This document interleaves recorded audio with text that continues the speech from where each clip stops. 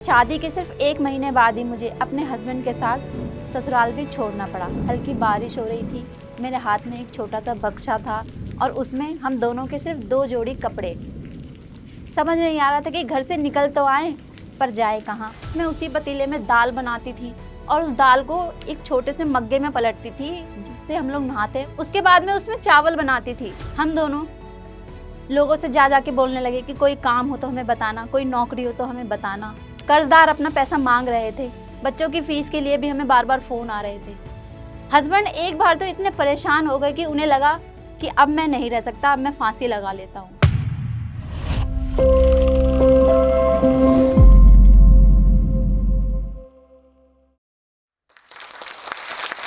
एक रात तेज बारिश, हाथ में एक छोटा सा बक्सा और यहीं से शुरू होता है मेरी जिंदगी का असली सफर। हेलो, मेरा नाम है सोनी सिंह, मैं गाजियाबाद से हूँ। जिंदगी का पहला झटका मुझे तब लगा जब मैं 15 साल की थी। मेरे पापा एक्सपायर हो चुके थे और घर की फाइनेंशियल कंडीशन इतनी खराब थी कि मुझे अपनी पढ़ाई बीच में ही छोड़नी पड़ी। घर के हालात खराब होने की वजह से मेरी शादी सिर्फ 18 साल की उम्र में ही हो गई। शादी करने के बाद ससुराल आई तो मुझे लगा कि मेरे जीवन की जो भी परेशानी थी अब वो दूर हो जाएगी, क्योंकि मेरे हस्बैंड एक अच्छे इंसान थे जिन्होंने बिना दहेज और बिना किसी मांग के मुझसे शादी की थी। लेकिन मेरी जिंदगी में फिर एक ऐसा मोड़ आया कि शादी के सिर्फ 1 महीने बाद ही मुझे अपने हस्बैंड के साथ ससुराल भी छोड़ना पड़ा। ससुराल में विवाद कुछ बढ़ रहे थे, जैसे मेरे हस्बैंड की उनके भाई से अनबन हो गई, घर में विवाद होने लगा। धीरे धीरे घर के हालात खराब होने लगे। जैसे कि मेरे घर को लेके मेरे घर से कोई दहेज तो नहीं मिलाया था क्योंकि हालात इतने अच्छे नहीं थे। तो ऐसी छोटी छोटी बातों को लेके बहुत विवाद बढ़ने लगा। तो मेरे हस्बैंड ने फैसला किया कि ये घर छोड़ देते हैं। इसलिए हमें शादी के 1 महीने बाद ही घर भी छोड़ना पड़ा। मुझे आज भी याद है वो शाम। हल्की बारिश हो रही थी, मेरे हाथ में एक छोटा सा बक्सा था और उसमें हम दोनों के सिर्फ 2 जोड़ी कपड़े। समझ नहीं आ रहा था कि घर से निकल तो आए पर जाए कहाँ। मायके वालों को भी कुछ नहीं बता सकती थी क्योंकि मैं उनको कुछ बताना नहीं चाहती थी। धीरे धीरे सोचते सोचते चलते चलते हम बस स्टैंड पहुंचे। वहां पे हम रुके। हमने सोचा कि किसी रिश्तेदार के यहाँ चले जाते हैं, पर जाते कहाँ, रिश्तेदारों के यहाँ भी ज्यादा रुक नहीं सकते। वो रात हमने बस स्टैंड पे ही सारी रात बैठकर गुजारी। अगली सुबह मेरे हस्बैंड को सडनली याद आया कि उनके बड़े भाई जो काफी टाइम से ससुराल से अलग रह रहे थे, मेरे हस्बैंड मुझे उनके पास लेके गए। वहां पे हमारे भैया और भाभी थे जिनको अपने अपने घर की सारी बात बताई। उसके बाद जब हम वहां से थोड़ी देर बाद चलने लगे तो भाभी ने मुझे रोक कर बोला कि रुक। उन्होंने मुझे कुछ थोड़े से बर्तन दिए, जैसे कि एक छोटा पतीला, 2 प्लेट, 2 गिलास और 1 चम्मच, और उन्होंने मुझे ये दे के बोला कि ये तेरे काम आएगा। मैं उन बर्तन को बक्से में रख के और हम वहां से चल दिए। फिर वहां से जाने के बाद ये मुझे अपने एक फ्रेंड के घर लेके गए जिसका मोबाइल रिपेयरिंग का ही काम था। उसको भी हमने अपनी सारी बातें बताई। उसने हमें अपने घर के पास ही एक छोटा सा रूम दिलाया जिसका किराया 1200 रुपये था। और फिर उन्होंने ही हमें कुछ पैसे उधार दिए कि ये पैसे तुम्हारे काम आएंगे, इसे तुम रखो, जब आपके पास पैसे हो जाएं तो लौटा देना। और उन भैया ने ही इनको अपनी दुकान पे काम पे रखा कि अभी तू मेरे पास काम कर, बाद में जैसे ही तुझे लगे अपना काम स्टार्ट कर लेना। थोड़ी देर बाद हम उस रूम पे गए जो उन्होंने हमें रेंट पे दिलाया था। वहां 4 दीवारी के सिवा और मुझे कुछ नजर नहीं आया। मैं सोचने लगी कि मैं यहाँ क्या करूंगी, कैसे रहूंगी। ना हमारे पास सामान है, ना गैस है, ना चूल्हा है। खड़ी खड़ी बस यही सोच रही थी। इतने इन्होंने मुझसे बोला कि तुम यहाँ रुको, मैं अभी आधे घंटे में आता हूँ। वहां खड़ी हुई मैं ये सोच रही थी कि अब हमारी गृहस्थी कैसे चलेगी, आगे हम कैसे कर पाएंगे। आधे घंटे बाद जब मेरे हस्बैंड वापस आए तो उनके हाथ में थोड़ा सा सामान था, जैसे कि फोल्डिंग बेडशीट, पिलो और एक छोटा सिलेंडर जिसके ऊपर चूल्हा फिट होता था, वो वाला सिलेंडर। सामान देख के मुझे थोड़ी आशा लगी। तब इन्होंने वो फोल्डिंग बिछाया, उसके ऊपर बेडशीट डाली, उसके ऊपर तकिया रखा और मुझे बोला कि अब तू यहाँ पर बैठ। मेरी आंखों में आंसू आ गए थे। हम वहां बैठे। घर में बनाने के लिए कुछ सामान तो नहीं था। हमने वो रात भी बातें करते करते ही गुजार दी। फिर अगले दिन सुबह हम दोनों उठे, बाजार से ही लाके थोड़ा सा सामान लेकर आए। जो इनके दोस्त ने इनको पैसे उधार दिए हुए थे उससे थोड़ा घर का सामान लेके आए। मुझे याद आया कि मेरी भाभी ने मुझे थोड़े से बर्तन दिए हुए हैं, तो मैंने बक्से में से बर्तन निकाले, उसमें से पतीला निकाला, फिर मैंने उसमें एक चाय बनाई, हम दोनों ने सुकून से चाय पी। उसके बाद मैं उसी पतीले में दाल बनाती थी और उस दाल को एक छोटे से मग्गे में पलटती थी, जिससे हम लोग नहाते हैं वो मग्गा मेरे हस्बैंड लेके आए हुए थे, उसमें पलटती थी। उसके बाद मैं उसमें चावल बनाती थी, फिर हम दोनों सुकून से वो खाना बैठ के खाते थे। ऐसे ही हमारी ज़िंदगी चल रही थी। बस ये सुकून था कि इनके दोस्त ने इन्हें काम तो दे रखा है। ऐसे ही कुछ दिन हमने गुज़ारे। फिर मेरी मम्मी को पता चला कि बेटी और दामाद अलग रहने लग गए हैं। तो मेरी मम्मी ने एक दिन थोड़े बर्तन रिक्शे में रख के मेरे भाई से भेजे, जिसमें बड़ा सिलेंडर, बड़ा चूल्हा, थोड़े बर्तन, गृहस्थी का पूरा सामान था। वो सामान नया तो नहीं था, पुराना ही था, लेकिन मुझे सुकून था कि अब मेरी गृहस्थी ढंग से चल पाएगी और मैं काम भी ढंग से कर पाऊंगी। फिर हमारी गृहस्थी ऐसे ही चल रही थी, खुशी-खुशी हम लोग रह रहे थे। पैसे की तो दिक्कत थी, मगर मुझे सुकून था कि हम खुश हैं। मुझे एक दिन पता चला कि मैं प्रेग्नेंट हूँ। हाथ में पैसे नहीं थे, क्या करते? मेरे हस्बैंड ने मुझसे कहा कि सरकारी हॉस्पिटल में ही हम डिलीवरी करवाएँगे। हस्बैंड को काम होता था, वो तो सारा दिन जॉब में बिज़ी रहते थे। मुझे अकेले ही हॉस्पिटल जाना, वहाँ से वापस आना, अपना इलाज कराना, ये सारी चीज़ें मैंने खुद ही फेस करी। मायके वालों को कुछ बता नहीं सकती थी, ससुराल वाले साथ नहीं देते, इसलिए ये सब काम हमने खुद ही करने का फैसला किया। मुझे एक बहुत सुंदर सी बेटी हुई। तब मेरे हस्बैंड को लगा कि ऐसे नौकरी करके तो मैं कुछ नहीं कर पाऊँगा इन दोनों के लिए। फिर उन्होंने सोचा कि क्यों ना मैं अपना काम स्टार्ट करूँ। तो उन्होंने लोन लेके एक छोटी-सी किराए पे रेंट पे दुकान ली और मोबाइल का सामान लाकर मोबाइल का ये काम स्टार्ट किया। मोबाइल का काम भी ठीक-ठाक चलने लगा था। बेटी भी मेरी बड़ी हो रही थी। मुझे लगा कि अब जीवन में खुशियाँ आएँगी। उसके बाद मैंने भी अपना थोड़ा सामान जोड़ना स्टार्ट किया। घर में थोड़ा-थोड़ा सामान जोड़ती गई और मेरी बेटी भी हँसी-खुशी पढ़ रही थी। मोबाइल का काम जब अच्छे से चलने लगा, हमारा जीवन भी सुखी हो गया था। उसके कुछ सालों बाद ही मेरा एक सुंदर सा बेटा हुआ। उसके बाद मेरी ज़िंदगी ने फिर से एक नया मोड़ लिया। उसके बाद लॉकडाउन लगा, हमारी दुनिया फिर से बिखर चुकी थी। दुकान बंद हो गई थी, हम सब घर पे बैठ चुके थे, हाथ में एक पैसा भी नहीं था। सोच रहे थे क्या करें, कैसे खाएँ?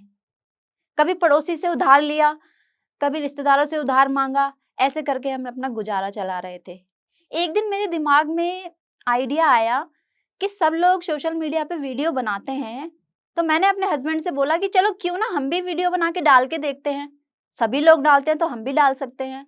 तो मेरे हस्बैंड ने एग्री कर दिया कि हाँ, चलो हम लोग वीडियो बनाते हैं। लॉकडाउन में हमने अपना पहला वीडियो बनाया स्टार्ट किया। हस्बैंड के पास एक छोटा-सा वीवो का फ़ोन था, स्मार्टफ़ोन ही था, उससे हम लोग वीडियो बनाते थे। वीडियो काफ़ी अच्छा तो नहीं होता था, पर दिल को सुकून था कि चलो हम कुछ कर रहे हैं, वीडियोज़ बना रहे हैं। उससे ही हमने वीडियो बना के डाला और लोगों की वीडियो देखते थे तो काफ़ी क्लियर आते थे, पर कर तो कुछ सकते नहीं थे क्योंकि भई इतना हमारे पास इंतज़ाम नहीं था, तो इसलिए हमने उसी से ही स्टार्ट किया। काफ़ी लोगों ने हमारी मदद करी, जैसे हमारे जो मकान मालिक थे, वो काफ़ी हेल्पफुल थे। उन्होंने हमारी मदद करी, कभी वो राशन भिजवा देते थे, कभी कुछ पैसे दे देते थे कि भई अपना गुज़ारा चलाओ, अपने बच्चे देखो, जब तुम्हारा काम ठीक हो जाएगा तो हमें पैसे वापस कर देना। उसके बाद जब लॉकडाउन खुला, तो कर्ज़दारों ने, लोन वालों ने, बच्चों के स्कूल वालों ने, सबने एक ही साथ पैसा माँगना शुरू किया। लॉकडाउन में बच्चों की फ़ीस जा नहीं रही थी। प्रिंसिपल के फ़ोन पे फ़ोन आ रहे थे कि ऑनलाइन क्लास चल रही है, फ़ीस तो आपको देनी ही पड़ेगी। अब करते क्या? कुछ समझ नहीं आ रहा था। तो मैंने अपने हस्बैंड से बोला कि चलो मेरी मम्मी ने जो मुझे कान के टॉप्स दिए हैं, उसको हम गिरवी रख देते हैं ताकि हम कम से कम बच्चों की फ़ीस तो भर सकें। तो मेरे हस्बैंड ने ऐसे ही किया, वो कान की कुंडल गिरवी रखे, फिर हमने उससे बच्चों की फ़ीस भरी। फिर हमारे मकान मालिक ने हमें आइडिया दिया कि आप लोग खाना बहुत अच्छा बनाते हो। मोबाइल में अगर तुम्हारा कुछ नहीं हो रहा है, तो क्यों ना आप खाने का काम स्टार्ट करें? आइडिया हमें भी अच्छा लगा। लॉकडाउन खुलने के बाद मैंने और मेरे हस्बैंड ने डिसाइड कर लिया था कि हम लोग खाने का ही काम स्टार्ट करेंगे। फिर हमने मोबाइल की दुकान बंद करके उसी शॉप में एक डोसा कॉर्नर खोला। डोसे मैं बनाती थी, मेरे हस्बैंड मेरी हेल्प करते थे, खाना तो हमें अच्छा बनाना आता ही था। हम लोग सुबह 4 बजे उठते थे, डोसे बनाने की तैयारी करते थे, बच्चों को स्कूल छोड़ के आते थे, फिर अपनी शॉप पे जाते थे। वहाँ पूरा दिन मेहनत करने के बाद रात को हम 11 बजे घर आते थे। तब मैं अपने हस्बैंड से कहती थी, हमें अपने वीडियो बनाने का काम भी नहीं छोड़ना चाहिए। तो हम रात को 11 बजे घर आके वीडियो शूट करते थे। 1-2 कब बज जाते थे हमें पता ही नहीं चलता था। हमारा डोसा कॉर्नर भी बहुत अच्छा चलने लगा। तब मुझे फिर से एहसास हुआ कि शायद अब हमारा जीवन बदलने वाला है, शायद अब हमारे जीवन में खुशियाँ आएँगी। तभी मेरे जीवन में एक और नया मोड़ आया। हमारी डोसे की दुकान के सामने ही एक डोसे की दुकान और खुली, जो कि पहले से ही फ़ेमस थी। हमारे डोसे का काम भी कम होता चला गया। फिर मुझे लगा कि क्या सारा जीवन मुझे ऐसे ही बिताना पड़ेगा, ऐसे ही परेशानियाँ झेलनी पड़ेगी। अब हमें कुछ सूझ नहीं रहा था, दुकान का किराया भी देना था, घर का किराया भी देना था और बच्चों को भी हमें सँभालना था। हम दोनों ने डिसाइड कर लिया था कि हम दोनों नौकरी करेंगे, पर हम दोनों जने नौकरी नहीं कर सकते थे क्योंकि एक जना बच्चों के पास रहेगा, ये हमने सोच लिया था। जिसको भी पहले नौकरी मिल जाएगी वो ही नौकरी करेगा और एक जना बच्चों के पास रहेगा। हम दोनों लोगों से जा के बोलने लगे कि कोई काम हो तो हमें बताना, कोई नौकरी हो तो हमें बताना। कर्जदार अपना पैसा मांग रहे थे, बच्चों की फीस के लिए भी हमें बार-बार फ़ोन आ रहे थे। हस्बैंड एक बार तो इतने परेशान हो गए कि उन्हें लगा कि अब मैं नहीं रह सकता, अब मैं फांसी लगा लेता हूँ। पर मैंने उनको बोला कि जीवन में कभी हार नहीं माननी चाहिए। फिर मेरे हस्बैंड ने बोला कि चलो यहाँ से कहीं चुपचाप चले जाते हैं, कम से कम कर्जदार तो हमसे अपना पैसा नहीं मांगेंगे। तो मैंने बोला कि ऐसे मुँह छुपाने से कुछ नहीं होगा। अगर हम यहाँ से चले भी जाएँगे तो आगे हमें कहीं से जाके पैसा लेना पड़ेगा। हमें कुछ ऐसा करना ही पड़ेगा जिससे हमारा जीवन बदल जाए। मेरी एक फ्रेंड ने बोला कि मैं स्कूल में जॉब करती हूँ, चल तू भी मेरे साथ ही जॉब कर ले, मैं तेरी जॉब लगवा दूँगी। मैं ज़्यादा पढ़ी लिखी तो नहीं थी, पर मुझे खुशी थी कि मुझे जॉब मिल रही है, मेरे घर का गुज़ारा चलेगा। वहाँ पे मुझे बच्चों की देखभाल करने का काम मिला और वहाँ पे मुझे 10,000 सैलरी भी मिलती थी।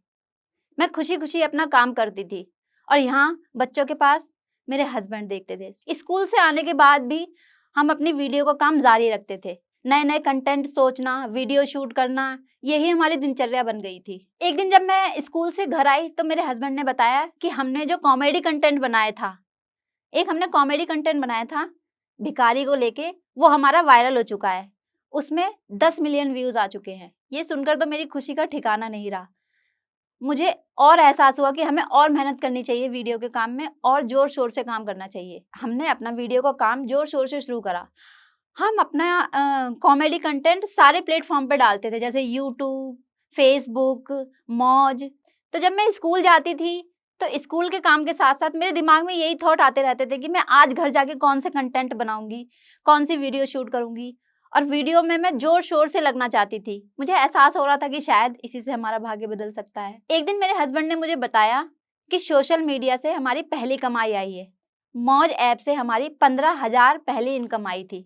मुझे ये जानकर बहुत खुशी हुई कि चलो कहीं से तो हमारा रास्ता खुला। हमने एक ट्राइपॉड भी लिया, उसको सामने रख के हम वीडियो बनाते थे क्योंकि हमारे पास शूट करने वाला कोई नहीं था। मेरे हस्बैंड पूरी रात जाग के वीडियो एडिट करते थे, उसके बाद अगले दिन सोशल मीडिया पे अपलोड करते थे।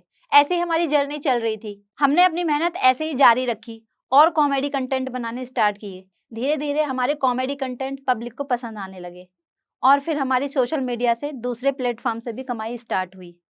फिर मैंने सोचा कि अपने कंटेंट में और किरदार जोड़ते हैं। फिर मेरी एक आंटी थी जो मेरी फ्रेंड की मम्मी थी, वो हमारे घर आती थी। हमने उनसे बात की, उन्होंने बोला कि आप मुझे भी अपने साथ जॉइन कर सकते हैं। तो उनको हमने सास का रोल देना स्टार्ट किया। आज मैं आपको एक बात बताना चाहती हूँ कि हमारी वीडियोज़ में जो सास का रोल करती हैं, वो मेरी रियल सास नहीं, मेरी फ्रेंड की मम्मी है, जो कि मेरी सास का रोल करती हैं। धीरे-धीरे वीडियो का काम इतना बढ़ा कि हस्बैंड ने मुझे एक दिन बोला कि अब आपको जॉब करने की ज़रूरत नहीं है, अब हमारी काफ़ी इनकम सोशल मीडिया से होने लगी है। ये सुनकर तो मुझे बहुत खुशी हुई और मैंने अपनी जॉब भी छोड़ दी। उसके बाद मैंने अपने हस्बैंड के साथ वीडियोज़ बनाने में ही काम करना सही समझा। पूरा दिन हम वीडियो बनाते थे, सुबह से लेके शाम तक कंटेंट सोचना, वीडियो बनाना। धीरे-धीरे हमारी इनकम और तेज़ी से बढ़ने लगी। उसके बाद हमने सारा कर्जा चुकाया, बच्चों की फीस भरी, हमारे सारे काम अपने आप होते चले गए। सबसे पहला प्रमोशन हमें स्किन केयर कंपनी ने दिया, जिन्होंने हमें 5,000 की पेमेंट ऑफ़र की। हमने खुशी-खुशी वो प्रमोशन किया और वो प्रमोशन भी काफ़ी वायरल हुआ, उसकी वीडियो भी काफ़ी वायरल हुई। काफ़ी प्रमोशन हमने किए और अब हमारी इनकम सोशल मीडिया से 1 लाख प्लस आती है। उसके बाद हमने अपना घर चेंज किया, अपना लाइफ़स्टाइल चेंज किया। अब हम अपना यही काम करते हैं, सोशल मीडिया पे वीडियो बनाना। मैंने कभी सोचा नहीं था कि एक सोशल मीडिया मेरी ज़िंदगी बदल देगा। जब कुछ नहीं था, तब भी हमने हिम्मत नहीं हारी। आज जो कुछ भी है, वो सोशल मीडिया की वजह से है। अगर हौसला हो, तो ज़ीरो से भी हीरो बना जा सकता है। तो मैं आप सभी को एक मैसेज देना चाहती हूँ कि अगर आपके अंदर हिम्मत है, तो कभी भी आपको हार नहीं माननी है। एक दिन आपको अपना मुकाम मिल ही जाएगा। और मैं थैंक यू बोलना चाहती हूँ जोश टॉक को, जिन्होंने हमें ये प्लेटफ़ॉर्म दिया।